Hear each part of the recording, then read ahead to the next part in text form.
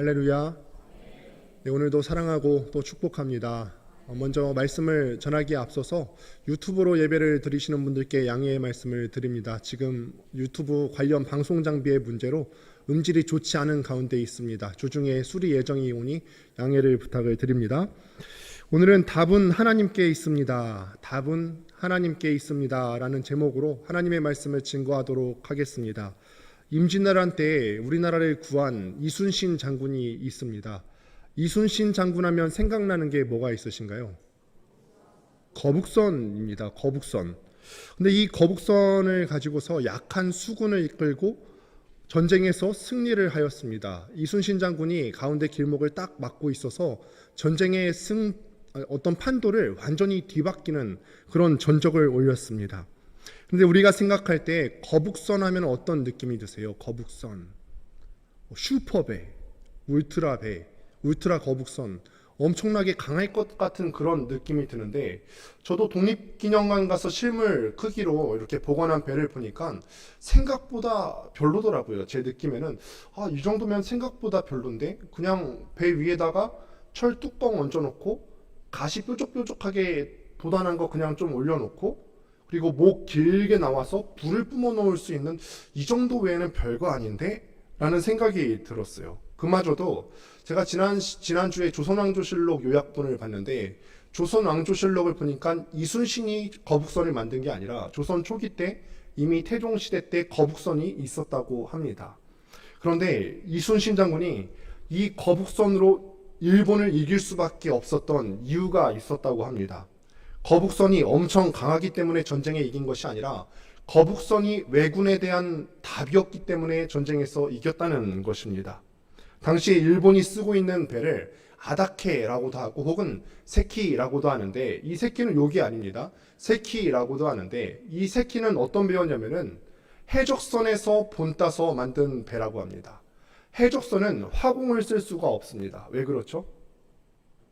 그 배를 불태워버리면 노략질할 물건이 없기 때문에 화공을 쓸 수 없이 가까이 접근한 다음에 갈길을 걸어서 접근하고 노략하는 방식의 배예요. 그렇기 때문에 화공은 쓸 수가 없었죠. 그런데 일본의 배가 이 해적선을 모방하였기 때문에 모양도 비슷할 뿐더러 전투 방식도 똑같습니다. 그런데 거북선은 어떤 배죠? 갈길을 걸 수 없는 배. 올라가면은 따가워서 올라갈 수 없는 그런 배였다는 것입니다. 그래서 거북선이 셌기 때문에 일본을 이길 수 있었던 것이 아니라, 거북선이 어떤 이순신 장군의 아주 독특한 창작물이었기 때문에 이길 수 있었던 것이 아니라, 거북선이 일본의 배에 대한 답이었기 때문에 이길 수 있었다라는 것입니다. 우리가 살면서도 많은 문제들을 만나게 됩니다. 이런 문제들을 만날 때 중요한 것은 무엇이냐면 빨리 답을 찾는 것이 되겠죠.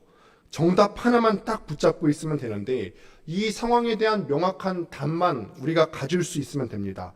답을 갖고 있으면은 우리 상황에 어떤 문제가 닥쳐와도, 우리 상황에 얼마나 힘든 문제가 닥쳐와도 우리가 다 이 문제들을 풀어낼 수가 있게 되는 거죠.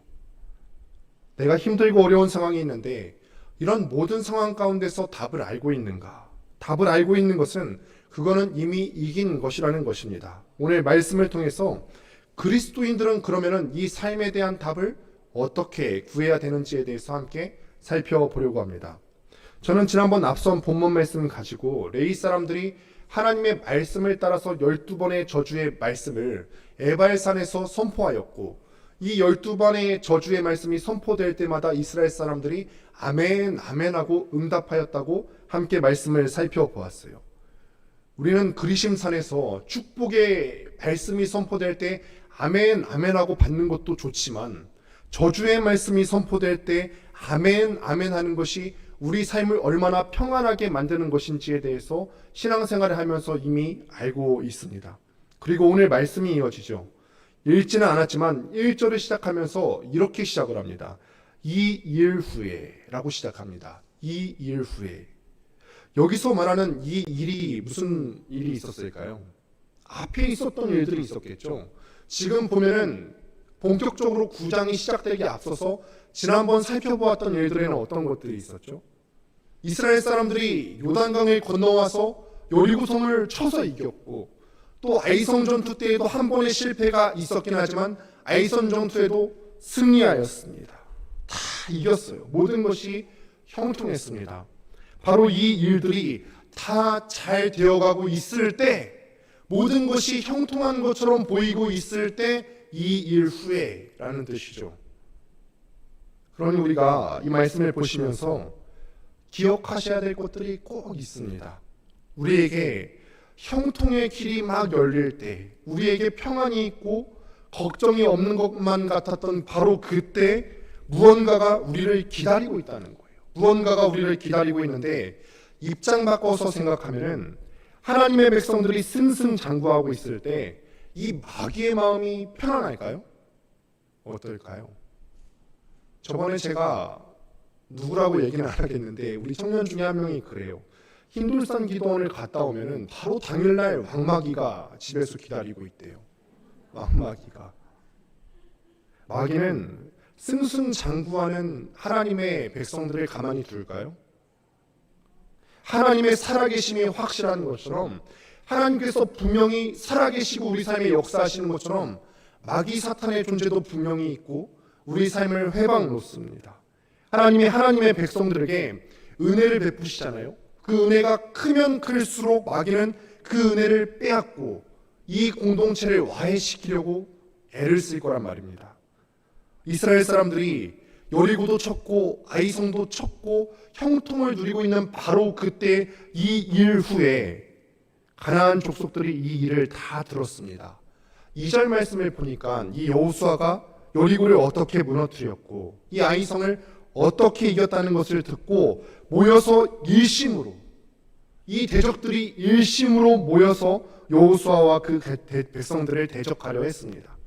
우리는 평안하고 우리는 형통한 것 같은데 그 가운데 노리는 세력들이 있어요. 우리는 평안하고 이 일 후에 다 잘 되어가는 그때 마귀들은 일심으로 우리를 칠 틈을 노리고 있다는 거죠.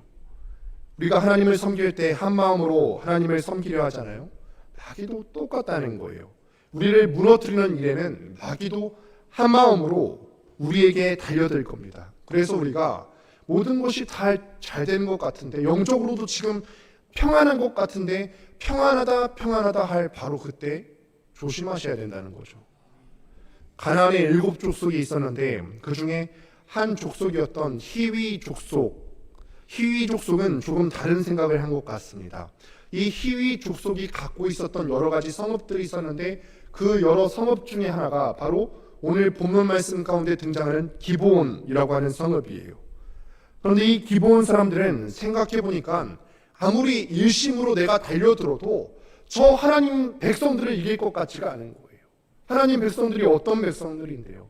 하나님께서 홍해를 친히 갈라주셨고 애굽도 쳐서 물리쳐 주셨고 요단강을 갈라주셨고 여리고성을 쳐주셨고 아이성을 그들 손에 넘겨주신 그 하나님이 이스라엘 사람들하고 함께 하는데 내가 일심으로 달려들어도 이길 수가 없을 것 같다. 그래서 공격을 안 하고 꾀를 내어서 화친 조약을 맺으려고 합니다. 꾀를 낸 결과가 6절 말씀인데 같이 한번 읽어보도록 하겠습니다. 함께 읽습니다. 시작.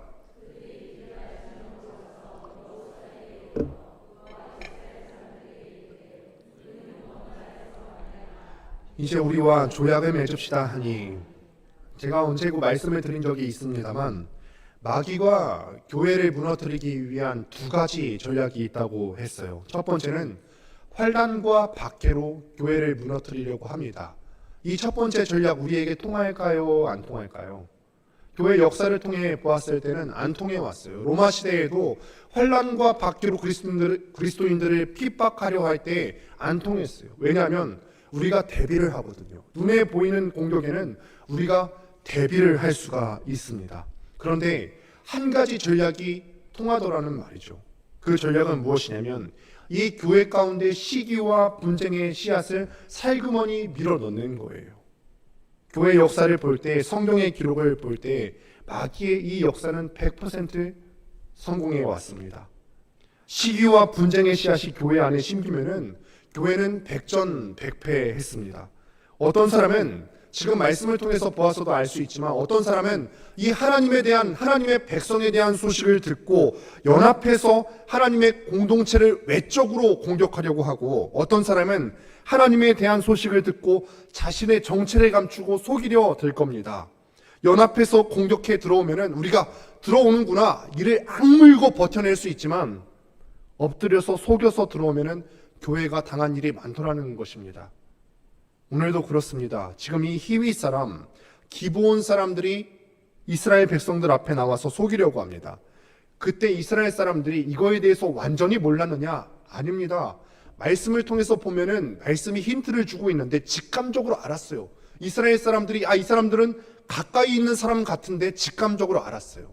7절 말씀을 같이 한번 보시면은 이렇게 기록합니다. 이 사람들은 우리와 함께 거주하는 사람 같은데 우리가 어떻게 조약을 맺을 수 있지?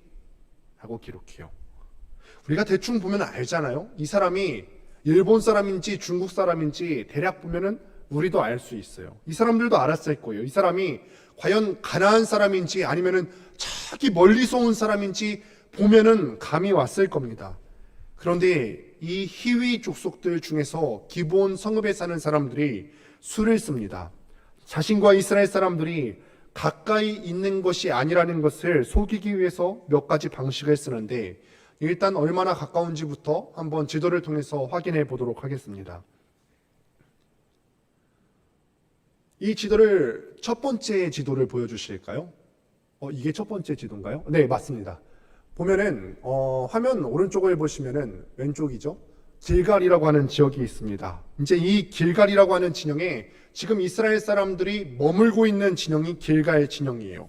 그리고 지금 제가 표시를 하진 않았습니다만 바로 옆에 보시면은 여리고 성읍이 있고요. 그리고 조금 더 가면은 아이성이 있고, 더 가면 기브온 성읍이 나와 있습니다. 엄청 가까이 있습니다. 하루길이면 갈 수 있는 그런 거리입니다.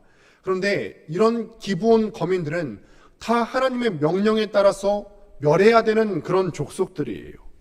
왜 하나님께서 히위 족속을 멸하라고 하셨습니까? 왜 진멸하라고 하셨죠? 그들이 지난번에 에발산에서 선포했던 그 저주의 내용들 있지 않습니까? 이거 하면 너희가 저주받을 거야. 그런데 지금 이 기브온 거민들이, 히위 사람들이, 가나안 족속들이 그 하면 저주받는다고 했던 그 내용들로 가나안 땅을 더럽히고 있었거든요. 그래서 하나님께서는 이 가나안 족속들을 다 진멸시키시고 그 땅에 거룩한 하나님의 나라를 세우기를 원하셨어요. 그들은 가까이 있었고, 그런데 그들이 이스라엘 사람들을 속이려고 했죠. 그러면 하나님은 왜 히위 족속을 멸하라고 하셨고 얼마나 강력하게 히위 족속을 멸망시키기 원하셨는지를 한번 말씀으로 확인해 보도록 하겠습니다. 여호수아 3장 10절입니다. 같이 한번 읽어보도록 하겠습니다. 화면 보시고 함께 읽습니다. 시작.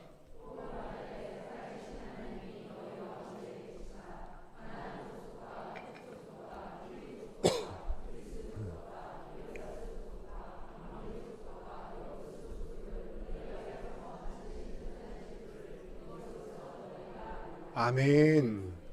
하나님께서 오늘 이스라엘 사람들을 속여서 찾아온 이 기브온 거민들, 히위 족속을 진멸하고 쫓아내시겠다고 하시는데 무엇으로 하나님의 말씀을 알리라 하셨습니까? 방금 전 띄운 말씀에 의하면 이것으로. 그러면 이것으로 해서 이게 무엇일까요? 여호수아 3장의 기록에 보면은 요단강이 갈라질 것에 대한 기록이 나오고 있습니다. 요단 강물이 뚝 끊어져서 이스라엘 사람들이 구원받은 바로 이 사실로 히위 족속을 하나님이 쫓아낼 것이라는 것을 너희가 알게 될 것이다. 요단강이 갈라진 것은 이거에 대한 확신의 증표다. 쉽게 말하면 이스라엘 백성들은 가나안 백성들을 멸하기 위해서 그 땅에 들어가는 것입니다. 그래서 그 땅에 들어가기까지 이런 요단강이 갈라지는 것 같은 기적과 같은 일을 통해서라도 꼭 이루어 주실 거다. 꼭 이루어 주실 거다라는 확증의 말씀이세요. 우리도 알고 마귀도 압니다. 그래서 마귀는 계략을 쓰는 거죠. 어떻게 했죠? 9절을 보니까 기브온 사람들이 여호와 하나님에 대한 말을 해요. 교회 안에 이단들이 들어올 때 나 이단이요 이렇게 안 들어오거든요. 나 신천지입니다 안 들어옵니다. 교묘하게 들어옵니다. 내가 교회 한번 엎으려고 왔습니다 이렇게 말하지 않죠. 정말 이단들을 보면은 우리에 대해서 혼을 쏙 빼놓을 정도로 우리에 대해서 잘 알고 있어요. 하나님에 대해서 잘 알고 있고 성경 말씀에 대해서도 잘 알고 있습니다. 얼마나 하나님 말하는지 모릅니다. 얼마나 또 교회를 위하는 척 하는지 모릅니다. 그뿐 아니라 이 희위 족속이 가까울 때 그들이 옷을 다 긁어서 오래되고 낡은 옷처럼 만들었고, 또 그들이 갖고 있는 떡은 어디서 구해왔는지 그렇게 곰팡이 쓴 떡을 갖고 왔고, 포도주가 담긴 가죽 부대는 낡고 또 헤어지게 만들어서 그렇게 해서 갖고 왔고, 신발은 가장 낡은 신발들로 신어서 이렇게 갖고 왔다는 거예요. 그리고 이걸 보여주면서 우리가 이렇게 멀리서 왔습니다. 우리가 이렇게 멀리서 왔기 때문에 우리가 갖고 있는 물건들이 다 이 지경입니다. 이렇게 속인다는 거예요. 한번 보실까요? 7절을 보니까 아무래도 우리 가까이 있는 사람 같아요. 하나님이 우리에게 그런 분별을 주셨어요. 우리 가까이 있는 사람 같아요. 그런데 하나님이 주신 분별 말고 지금 내 눈으로 보았을 때, 내 귀로 보았을 때는 내 눈에 보이기에는 멀리서 온 것 같아. 그들이 하는 소리가 하나님, 여호와, 교회 하니까 내 눈에 의지하고 내 귀에 의지한 결과가 바로 이거죠. 14절, 15절 말씀을 또한 같이 한번 보도록 하겠습니다. 중요한 말씀이니까 좀 길더라도 같이 한번 읽습니다. 시작. 우리가 그들의 양식을 취하고는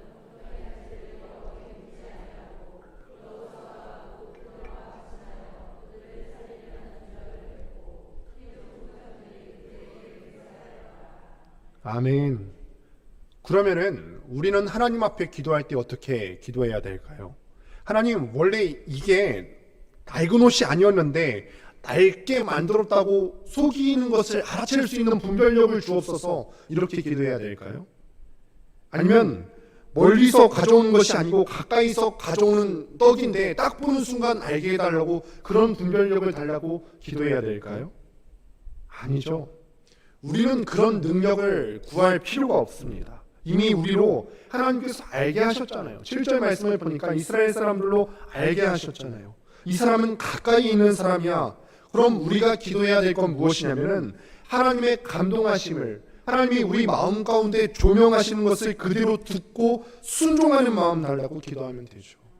하나님께서 말씀을 통하여서 우리가 어떻게 살아야 되는지, 어떻게 이 마귀의 괴계를 피할 수 있는지 알려주시는데 우리가 몰라서 못 피하는 거 아니거든요. 아는데 내 눈에 보이는 대로 하려고 하다 보니까 속아 넘어가는 거잖아요.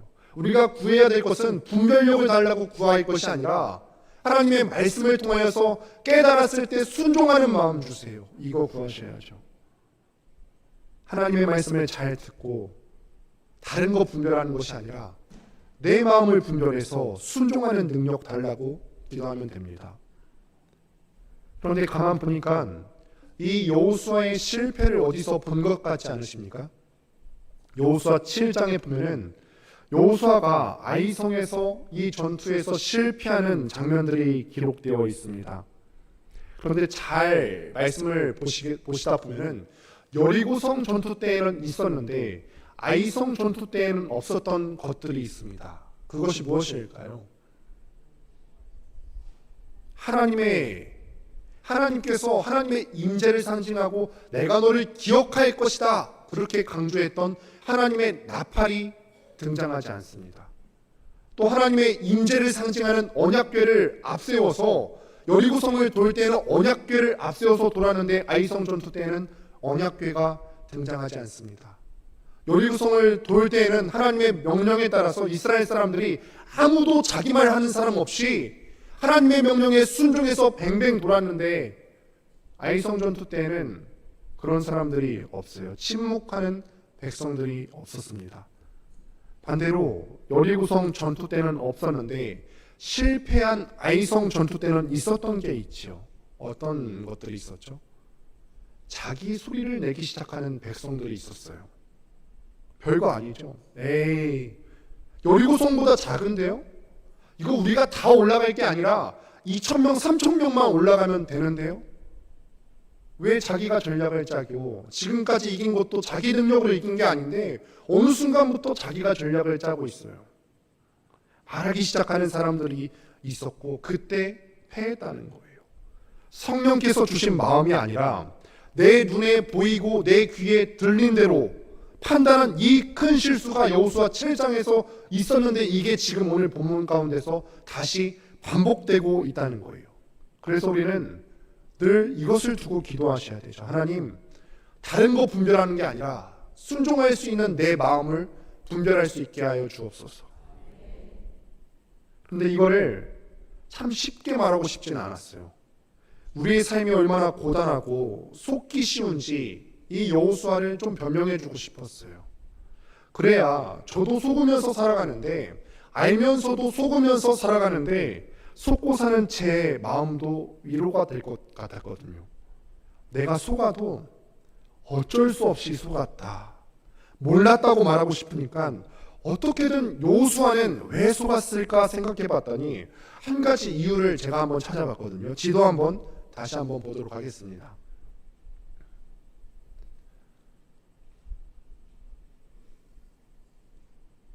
이게 제가 표시를 했는데도 불구하고 잘 안 보이네요.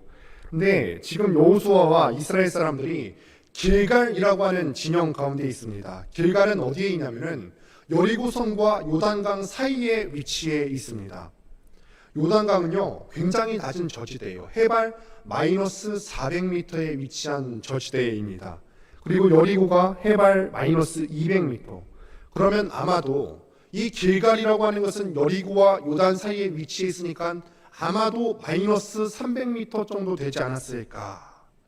그런데 기브온은 어디에 있냐면은 높은 산 건너편에 있습니다. 저 산은요 해발 1000m입니다. 그러니까 기브온과 길갈 사이에는 약 1300m의 고도 차이가 있는 거죠.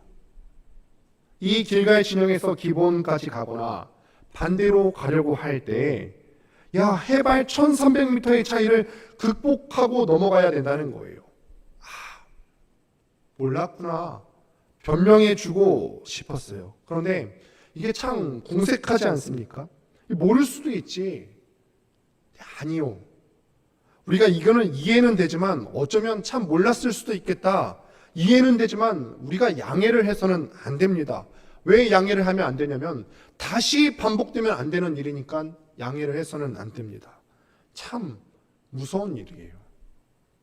좀 더 우리 삶에 가까이 적용하기 위해서 한 가지 예를 한번 들어보겠습니다. 남편이 일을 많이 하고 월급을 받아와서 아내에게 생활비를 다 줬어요. 그러면 아내분들에게 한번 묻겠습니다. 잘 생각해 보시고 마음으로 하시든지 우라통이 터지시거든 겉으로 하시든지 하시면 됩니다. 남편이 돈 주고 이렇게 말하는 거예요. 당신 마음껏 쓰시오. 가뜩이나 벌어온 것도 얼마 안 되는데 당신 마음껏 걱정하지 말고 쓰시오. 이게 1번입니다. 두 번째, 갖고 온 것도 얼마 안 되는데 이거라도 아껴 써야 되지 않을까? 지금부터 전기세 언제 내는지 다 나한테 보고해야 되고 수도세 언제 내는지 다 보고해야 돼. 1번, 2번 어떤 게 더 좋으세요? 왜 대답이 없으시죠? 아니면은 어차피 나 생활비 안 받아 쓰는데 내가 벌어서 그런 겁니까? 남편이 어떻게 하길 원하시죠? 1번이 되었으면 좋겠죠. 이번에는 남편이 억울하니까 남편에게 한번 물어볼까요? 하루 종일 경무에 시달리다가 퇴근했어요. 아내가 막 얘기하는 거예요. 육아는 나만 하냐? 가사는 나만 하냐? 같이 하자. 어딜 들어놓냐?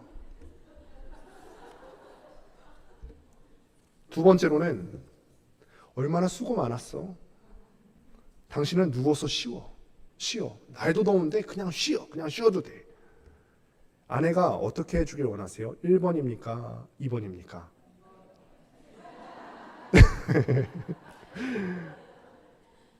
네, 뒷감당은 제가 하는 게 아니니까요. 이 말씀을 왜 드리냐면 우리는 어떤 일을 하면서 나에게 어떤 전권이라는 게 주어지기를 원해요. 내 마음대로 할 수 있는 전권이라고 하는 게 나에게 주어지기를 원합니다. 회사에서도 전권을 주는 것이 좋아요. 그래서 책임지고 전권을 갖고 이 일을 하는 거죠. 그런데 전권을 준다는 것은 마음대로 해도 된다는 뜻이 아니에요. 마음껏 하되 마음대로 하면 안 됩니다. 이제 다시 묻겠습니다. 진짜 중요한 질문입니다. 신앙생활을 할 때도 하나님은 전권을 주셨을까요? 주셨을까? 하나님은 우리에게 전권을 주시고 신앙생활하게 만드셨는가?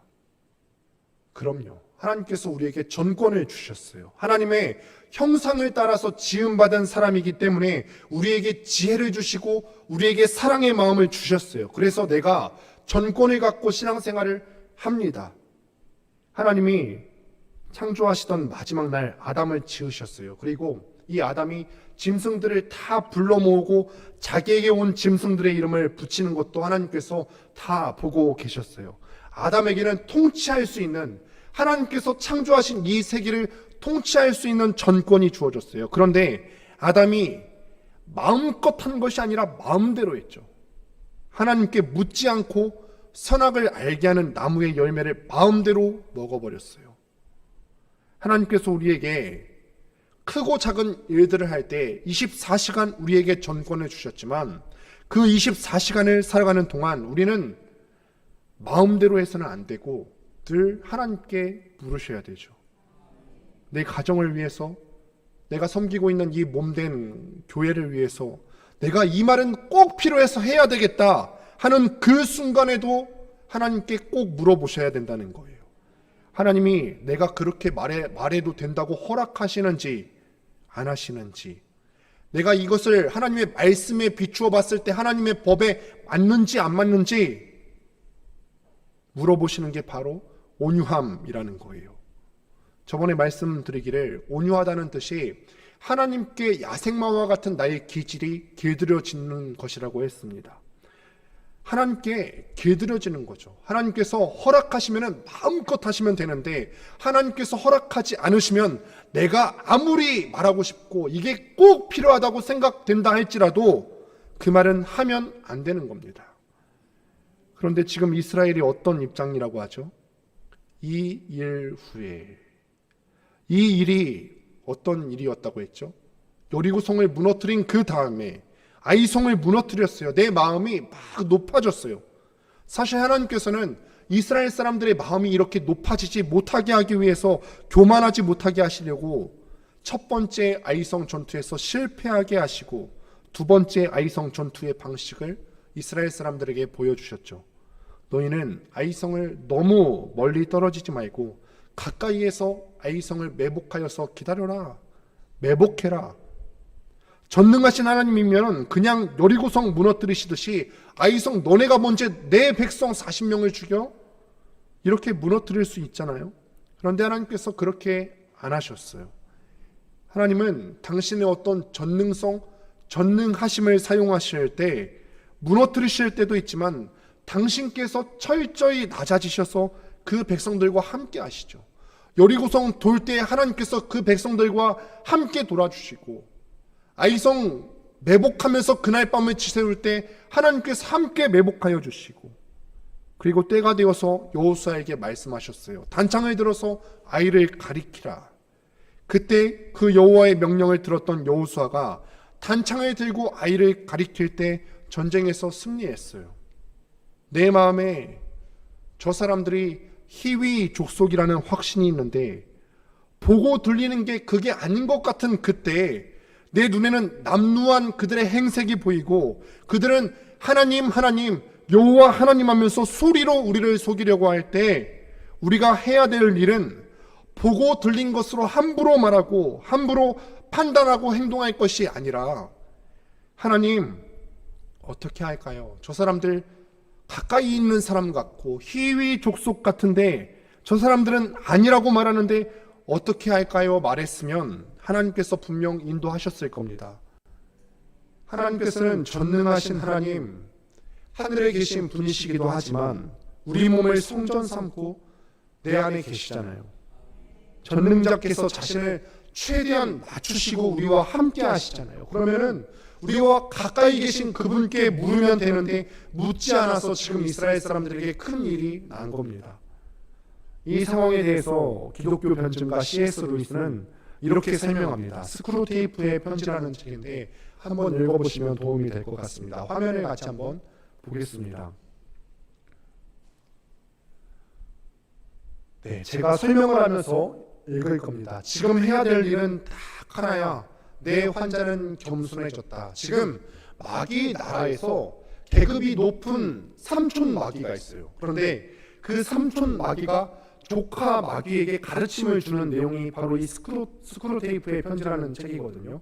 그런데 여기서 나오는 환자가 뭐냐면은 그리스도인, 예수에 미친, 그들의 입장에서 봤을 때는 예수에 미친 정신병자 같은 사람들이죠.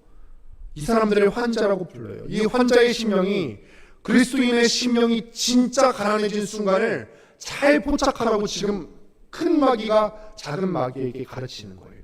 그리스도인들의 심령이 정말로 잘 가난해진 그때에 잘 포착해라. 이야, 이 정도면 내가 진짜 착해진 것 같은데, 이 정도면 내가 정말 인격적으로 성숙해진 것 같은데, 이야, 잘했다. 너 진짜 하나님 앞에 겸손하구나. 이야, 너 어떻게 이렇게 겸손할 수 있어? 너 정말 잘했다.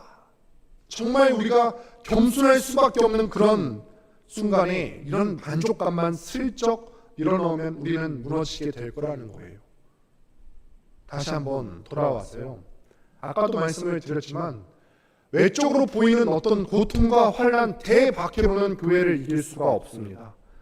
시기와 분쟁의 시야만 살짝 넣으면 교회는 무너집니다. 여리고성이 다 무너졌습니다. 아이성도 다 무너졌어요. 12번의 저주에 따라서 아멘, 아멘 이스라엘 사람들이 대답했습니다. 드디어 우리는 이런 영광스러운 순간들이 다 지나고 드디어 우리는 가나안의 주인이 됐구나. 하나님의 종이 됐구나. 그럼 나 하나님의 종이지. 내가 지금 여기까지 오면서 잘했어. 잘 해왔어. 내가 잘했구나. 이렇게 만족하면서 생각하는 순간에 우리는 망한다고요. 오늘 기도의 제목으로 삼아야 합니다. 우리가 남들 분별하려고 하지 마시고 세상 분별하려고 하지 마시고 내 마음 분별하실 수 있는 시간 되기를 바랍니다. 내가 주님 앞에 충성되이 지금까지 왔는데 주님 앞에 충성했던 거, 주님 앞에 헌신했던 거, 교회를 위해서 섬겼던 거, 그런데 이것 때문에 내 마음이 높아지고 스스로 주인 행세하려 하고 스스로 내 목소리 내려고 하고 더 이상 하나님의 목소리는 들었지만 들으려 하지 않고 그러고 있지 않나. 내가 남들 분별하는 것이 아니라 우리 마음을 분별하지 못하면 우리는 또 무너질 수 있다는 것입니다. 그런데 이 문제를 넘어선 한 믿음의 사람이 있죠. 바로 요셉이에요. 요셉은 우리가 알다시피 아주 어릴 때부터 형들의 질투를 받았어요. 그래서 형들이 이 요셉을 죽이려고 모의를 합니다. 거의 죽을 뻔했죠.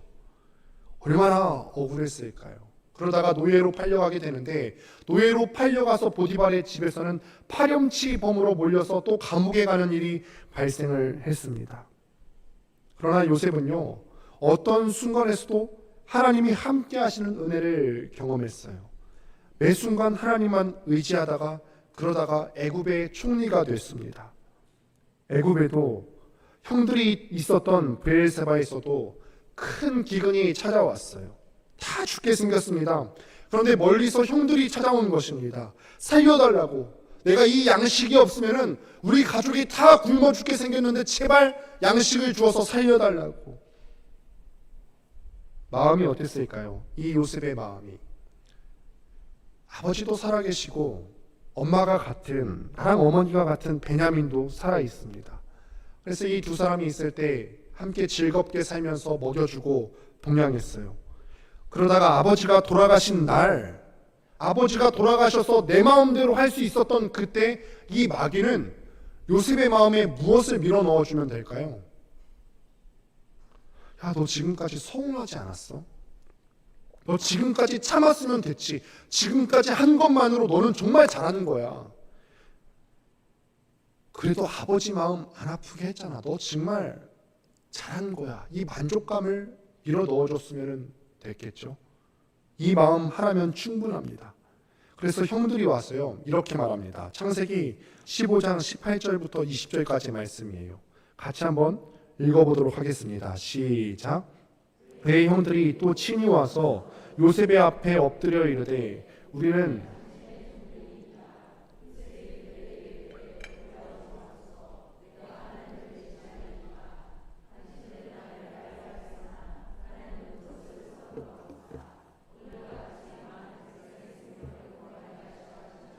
아멘.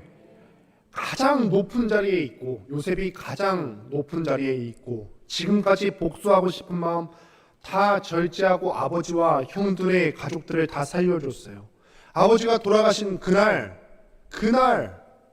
진짜 내가 내 마음대로 할 수 있는 바로 이날 요셉은 자기 마음대로 하지 않고 이렇게 말했다는 거예요. 내가 하나님을 대신하리이까. 나는 결코 주인 되신 하나님의 자리를 차지할 수 없습니다. 나는 하나님이 주인 되시고 하나님 아래에 있는 사람입니다. 하나님이 형들의 생명을 구원하셨는데 내가 어떻게 형들에게 복수할 수 있겠습니까? 내가 하나님을 대신해서 내 명령을, 내 생각을 주장할 수 있습니까? 걱정 마십시오 하고 형들의 가족도 다 봉양하고 위로했습니다. 이것이 창세기 50장 마지막 기록입니다. 창세기 1장은요 하나님의 총지 창조를 다루고 있습니다. 그리고 하나님께서는 전권을 마음껏 할 수 있는 그 전권을 아담에게 주셨죠.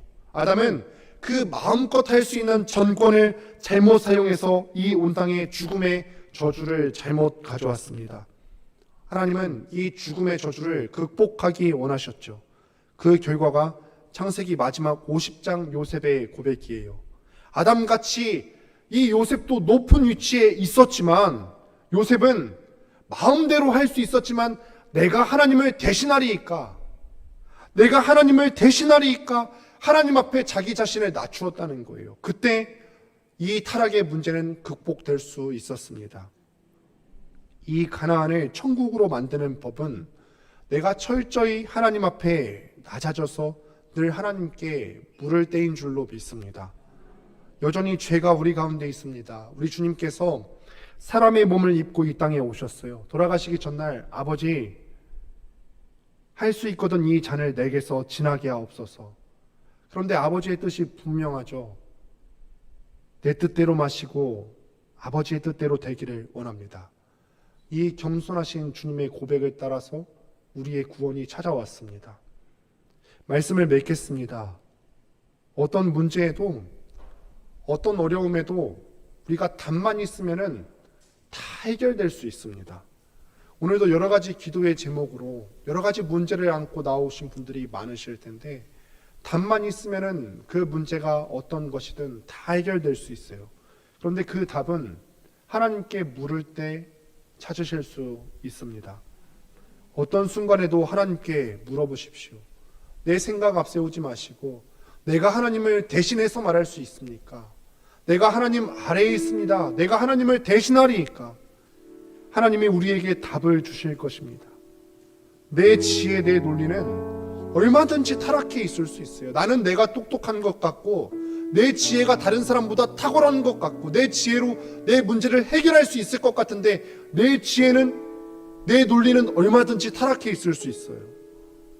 얼마든 마귀에게 속아 있을 수 있습니다.